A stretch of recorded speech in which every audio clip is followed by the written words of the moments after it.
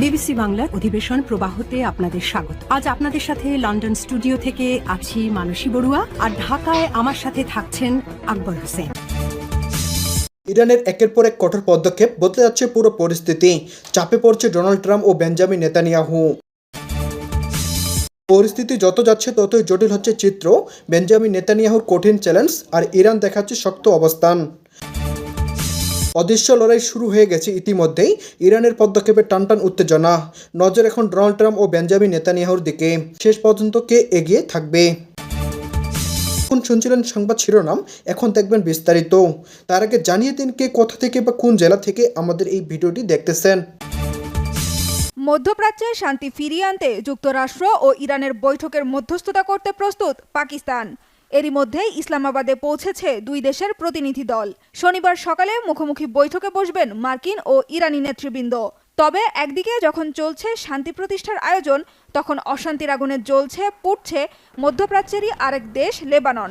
স্থায়ী শান্তি আলোচনার জন্য নির্ধারিত 10টি শর্তের মধ্যে লেবাননের ফ্রন্ট লাইনে যুদ্ধ বন্ধের প্রস্তাব থাকলেও তা পরোয়া করছে না নৃশংস ইসরায়েল।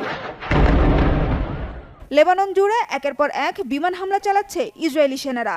এতে বাড়ছে মৃত্যুর মিছিল, যা যুদ্ধবিরতির স্পষ্ট লঙ্ঘন বলে মন্তব্য করেছে ইরান।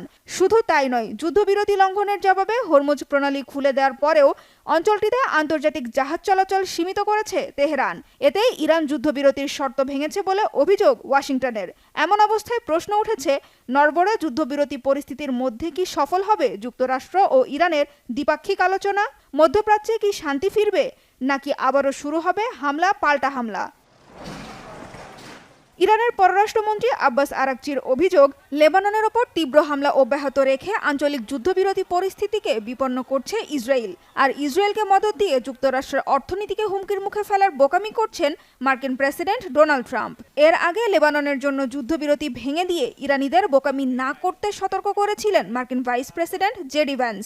কূটনীতির ভাষায় যেন সেই হুঁশিয়ারিরই জবাব দিলেন আব্বাস আরাকচি। শুধু তাই নয়, লেবাননে ইসরায়েলের অব্যাহত হামলার জবাবে হরমুজ প্রণালী খুলে দেওয়ার পরও অল্প কিছু জাহাজই অঞ্চলটি দিয়ে চলাচলের অনুমতি পেয়েছে। তার জন্য ইরানকে টোলও দিতে হচ্ছে জাহাজগুলোকে। ইরানের এমন আচরণে যুদ্ধবিরতির শর্ত লঙ্ঘনের অভিযোগ তুলেছেন মার্কিন প্রেসিডেন্ট ডোনাল্ড ট্রাম্প। সামাজিক মাধ্যমের এক পোস্টে ট্রাম্প বলেন, খবর পাওয়া গেছে হরমুজ প্রণালী দিয়ে চলাচলকারী জাহাজগুলো থেকে ফি আদায় করছে তেহরান।